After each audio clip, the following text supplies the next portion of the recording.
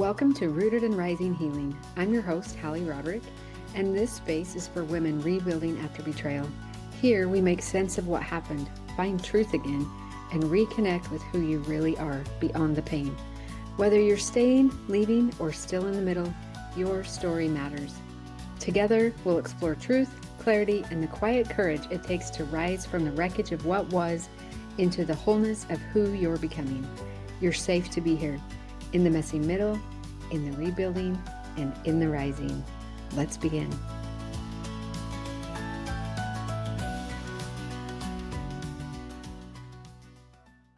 If you're a mom or a daughter and you've ever felt that quiet desire for deeper connection between you, but you don't want it to feel forced or uncomfortable, I want to invite you into something really special. It's called Becoming Together, a mother-daughter retreat in Sedona, Arizona, happening September 8th through the 12th, that I'm hosting alongside my own daughters. This experience is really close to our hearts because we understand that every mother-daughter relationship is unique and it's not always perfect. And this isn't about fixing anything. It's about creating a space to soften, to breathe, and to connect in your own way. Over a few beautiful days in Sedona, we'll guide you through experiences like breathwork, sound baths, mindful movement, even a vortex hike, and of course, nourishing meals. Each of us bringing our own gifts to support you, while also honoring your individual journey. There's no pressure to open up before you're ready, no expectation to be anything other than yourself, just a safe, supportive space to reconnect with yourself, with each other, and with something greater. If you feel even the smallest pull, you can find more information in the show notes, because you don't have to have a perfect relationship to begin becoming together. Welcome to today's episode of Rooted and Rising. Today I want to talk to the woman who's doing everything right and still feels like she's hurt. You might be in therapy, you might be praying, every book and listening to every podcast, including this one. And even yet, some mornings you wake up and it might feel like you're right back at day one. Nothing you're doing is working. Like maybe you might just feel like you're broken in a way that doesn't get fixed. Girl, I have been there. And I want you to know that you're not broken. You're not failing. You're likely in the messy middle of healing.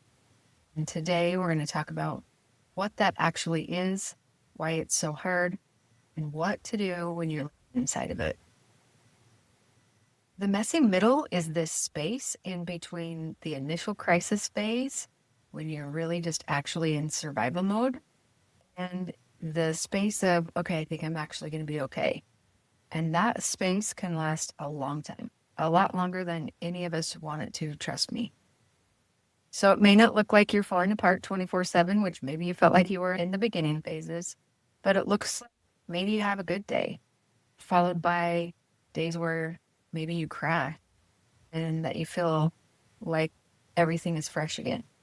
Maybe it's feeling like you're putting on the face and you're okay in public, but as soon as you get behind closed doors or you sit in your car, everything comes to the surface again. Maybe it's you're wondering if you're healed enough, doing enough, feeling like you're enough, and comparing your healing time to someone else's healing time. Maybe somebody in your group is farther along than you, and you see that and you start to wonder what's wrong with you. Maybe you're questioning if you're actually stuck or if your healing is too slow. And what I want you to know that from a professional standpoint, this is actually a sign that your nervous system is actually doing real work, because the chaos of early trauma is settling in and those deeper layers are coming to the surface and you're right on track.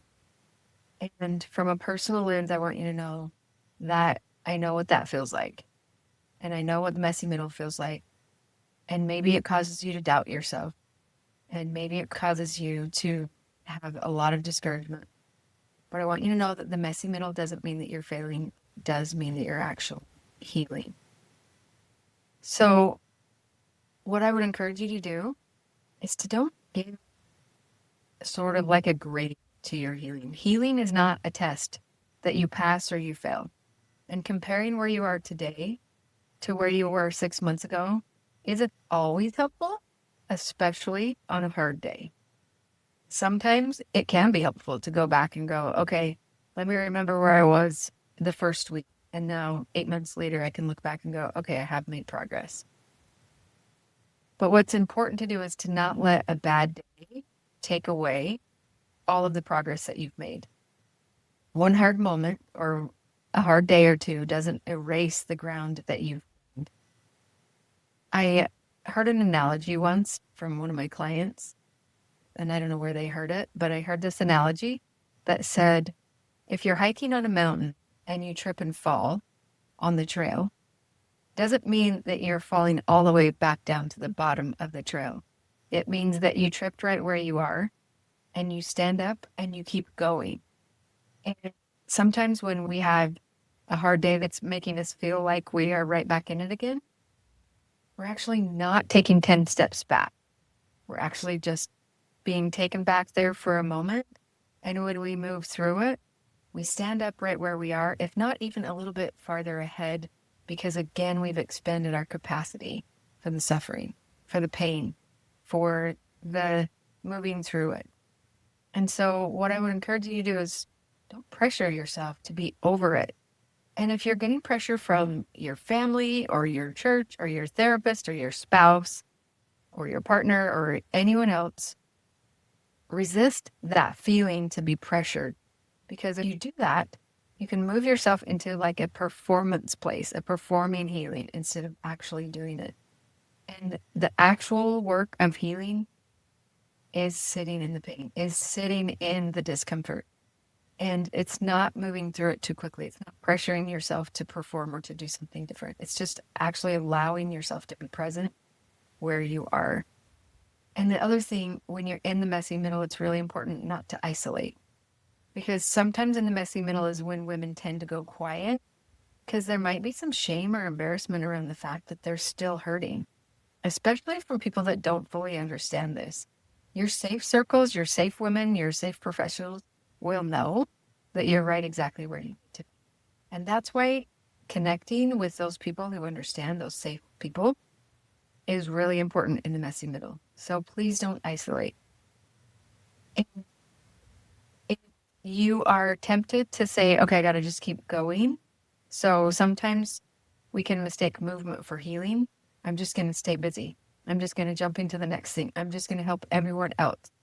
Those can be ways that we find ourselves wanting to avoid the messy middle rather than moving through it. So if you're relating to any of this, I want you to know that I see you and I've been there. And I want you to know that white-knuckling your way through this is not the same thing as healing. So what do we do in the messy middles? You know me, I love practical, actionable things that we can do. And sometimes that action is allowing yourself to slow down and just, so let it be messy without making that mean anything. The mess is not a sign that you're broken or that your healing isn't working. It's a sign that you're human and that what happened to you was real and significant. And your pain makes sense and it's valid. Can you get curious instead of critical? Instead of saying, why am I still feeling like this? Try, what is this feeling trying to tell me right? Get curious with it. Allow it to be there. Your emotions in the messy middle are actually not your enemy. They're actually really good information for you. So can you embrace them? Can you get to know the emotions in the messy middle and see what they're trying to tell you? Think about anchoring into some small evidence.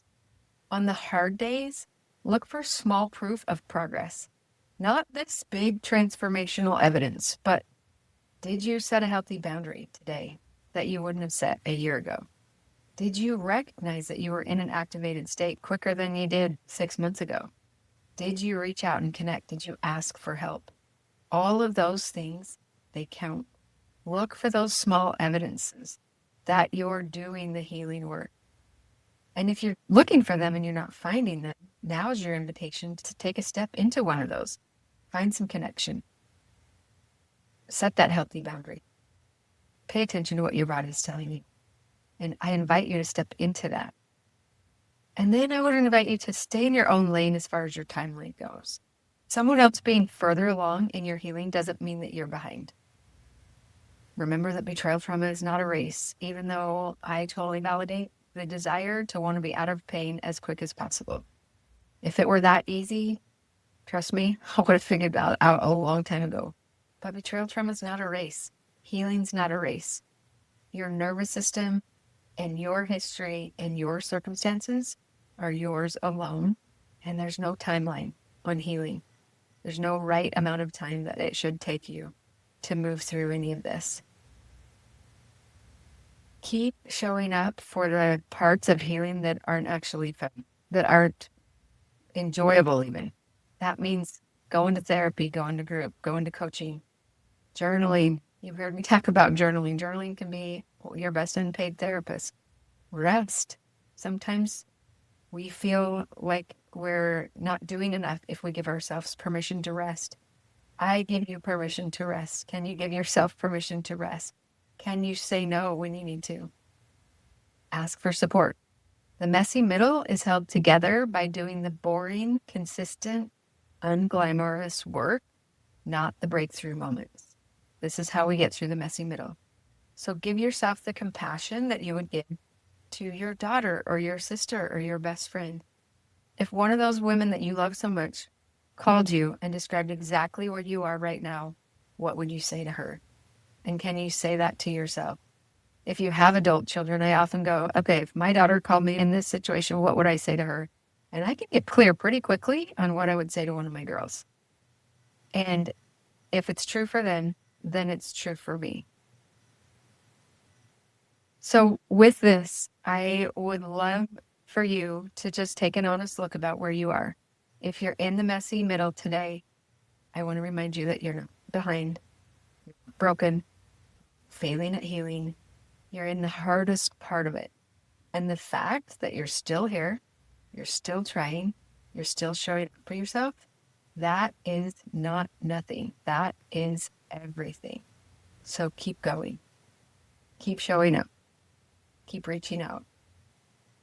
If this episode speaks to you, I would love for you to connect with me through my social media, sign up for my weekly newsletter, and share this with a friend. And most importantly, leave me a review on this episode, because that's how I help grow my show. That's how it helps organically reach the women who need to hear what we're talking about here at Rooted and Rising. Thanks so much for being here, and I look forward to seeing you next week. Thank you for being here with me inside Rooted and Rising Healing. Remember, healing isn't a destination. It's a returning to your truth, to your voice, to the woman you were always meant to be. You have the power to rise at your own pace, in your own way. And when it feels hard, just come back to your breath and remind yourself, still I rise. If this episode spoke to you, I'd love if you shared it with another sister on the journey. And until next time, stay rooted, stay rising. You've got this.